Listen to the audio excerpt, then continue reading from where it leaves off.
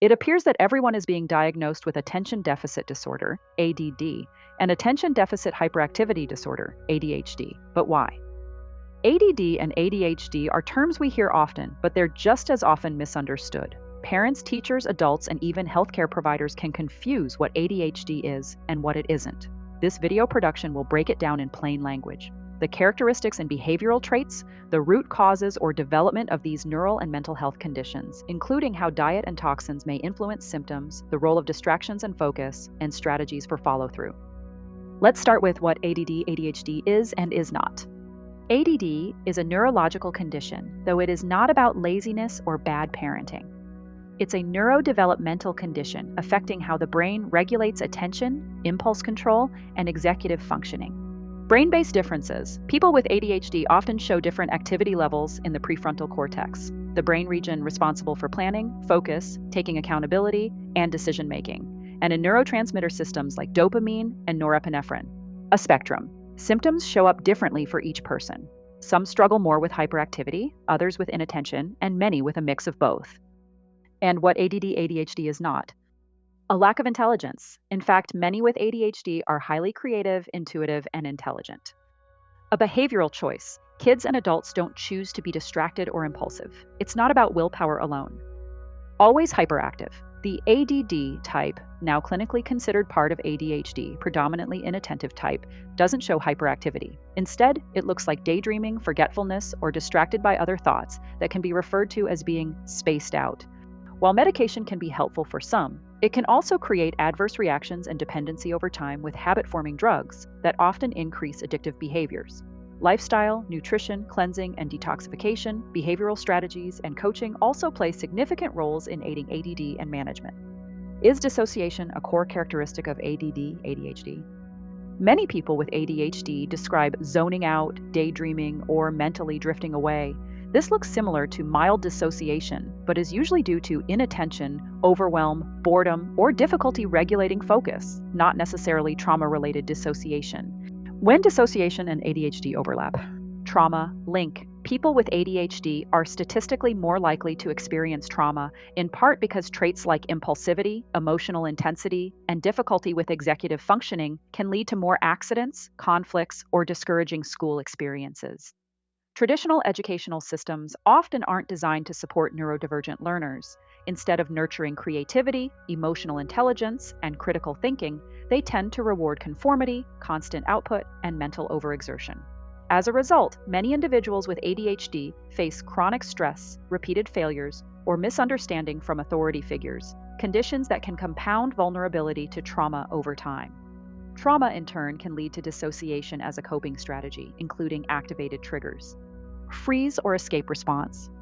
When someone with ADHD is overwhelmed by tasks, emotions, or conflict, they may check out mentally. This may feel like dissociation, but it's often a stress response rather than a full dissociative disorder.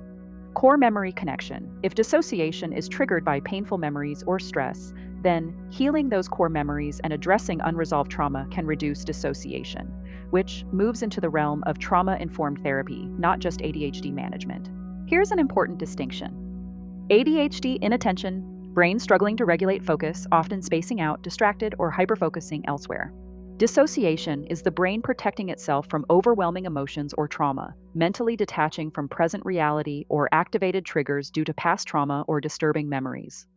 They can look similar on the surface, but the underlying causes are different. Integrating healing approaches. If someone with ADHD also struggles with dissociation, it may point to an underlying trauma or neuroassociative wound. In that case, healing may involve trauma-informed therapy, such as psychotherapy, holistic psychology, somatic work, IFS, and more found in our Panacea System and Therapy Workbook. A deep dive system for self-healing or working with a healing professional, such as a holistic therapist, to address the holistic scope of the individual and not just a symptom or diagnosis alone. Building self-regulation skills, breathwork, mindfulness, grounding.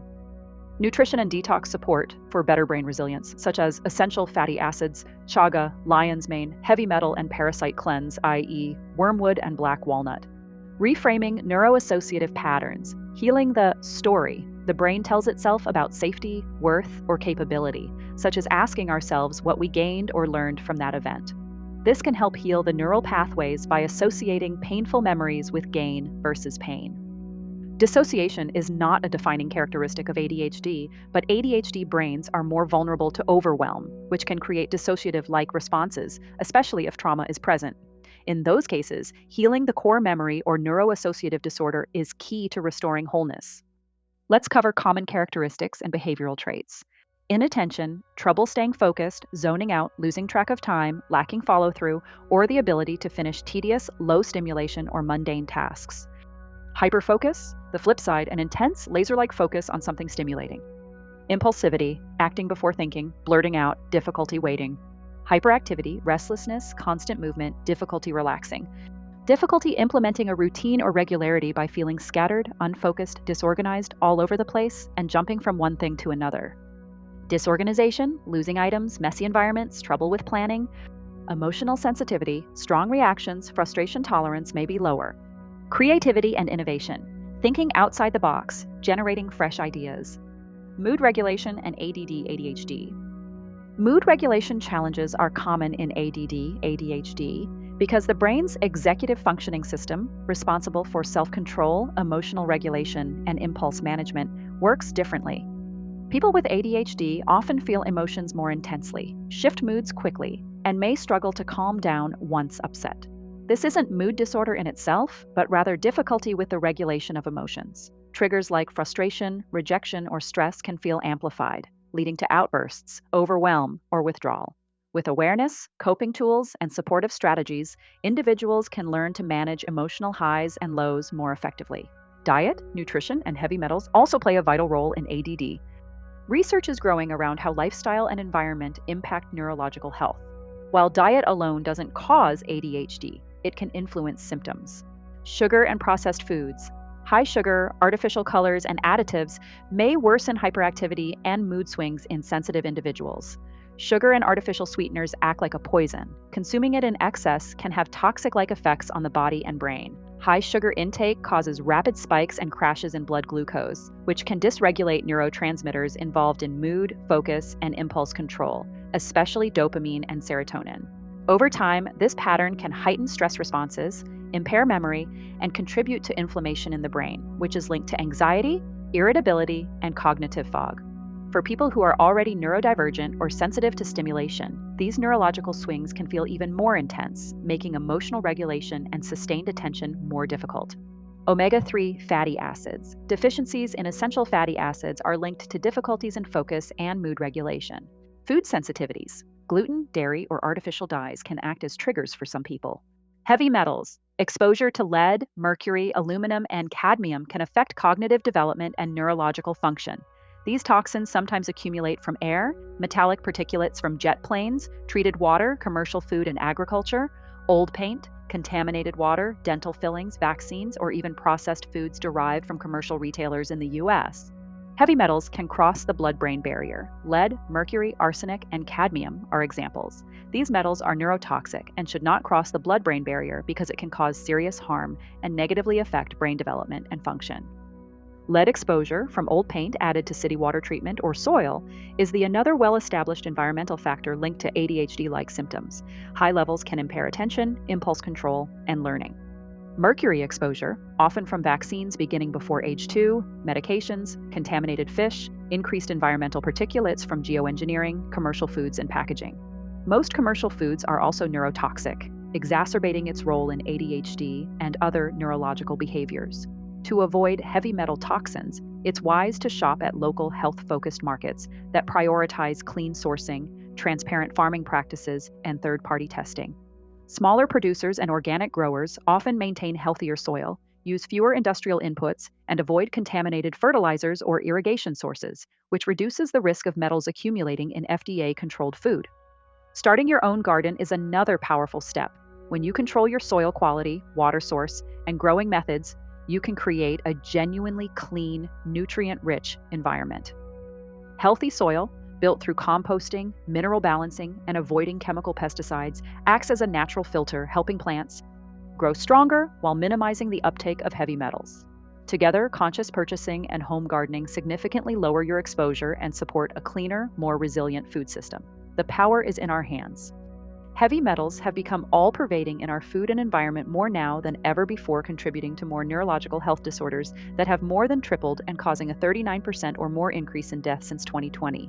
Practical step: consider a nutrient-dense whole food diet rich in plant-sourced foods, cruciferous vegetables, organic lean proteins, healthy fats, and omega-3s like fish, chia, flax, walnuts. Reduce processed foods, and if concerned, consult a natural or holistic practitioner about heavy metal testing or detoxification support. You can book a free consultation to discuss your personal needs at liberatedliving.com/consultation. Nutrient deficiencies, low levels of organic minerals such as plant-based zinc, magnesium, and iron have been associated with concentration and impulse challenges. One of the biggest challenges in ADHD is regulating attention, not the lack of attention itself. People with ADHD can focus intensely on things they enjoy, but struggle with tasks that feel mundane and encounter daily distractions, struggle with long-term focus and follow-through, seldom able to complete any project. The ADHD brain seeks novelty, stimulation, and reward. Routine or boring tasks don't release enough dopamine, making them harder to engage with. Some practical strategies include chunking tasks, break work into small, manageable steps with micro deadlines, timers and alarms, use tools like the Pomodoro technique, 25 minutes work, 5 minutes break, visual reminders, calendars, sticky notes, and color coding, movement breaks, short bursts of physical activity reset focus, body doubling, working alongside another person for accountability, reward system, pair less interesting tasks with a reward, music, snack, fun break. If you want more and feel held back by ADD, you can start your deep dive therapeutic sessions to address past trauma and work toward overcoming ADD/ADHD with the Panacea system. Either work with one of our professionals or explore the self-guided program found in our Liberated library at holisticschool.online. It's easy to focus on the challenges, but ADHD often comes with unique gifts. Creativity and imagination, high energy and enthusiasm, strong problem-solving skills, resilience from navigating obstacles, big picture thinking. When supported properly, people with ADHD can thrive in careers, relationships, and personal fulfillment. ADD/ADHD isn't a defect, it's a different wiring of the brain. It comes with challenges in focus, organization, and follow-through, but also incredible creativity, drive, and innovation. Nutrition, environment, and heavy metal exposure may influence symptoms, and practical strategies can make daily life easier. With understanding and support, ADHD can shift from being a source of frustration into a platform for growth, empowerment, and success. The positive takeaway: ADHD doesn't define limits, it defines a different way of experiencing the world. By combining awareness, lifestyle adjustments, practical tools, and CBT, anyone with ADHD can learn to overcome ADD and thrive with the proper tools, just as many of our clients have with our Panacea system. Your healing journey begins with the first step. Whether you choose to work one-on-one with a professional or dive into our self-guided workbook, you'll have the tools and support you need to overcome current hardships and move forward with confidence. The path to transformation is here. Choose the approach that feels right for you and start today. This video production is part of Liberated Learning's certification program series, offered through Liberated Living. We've made it available to the public so that anyone can benefit from holistic mental health and wellness education. To explore our 40-plus holistic programs, continuing education and professional development opportunities, or learn how to become a licensed or board-certified professional, follow the link provided or visit holisticschool.online.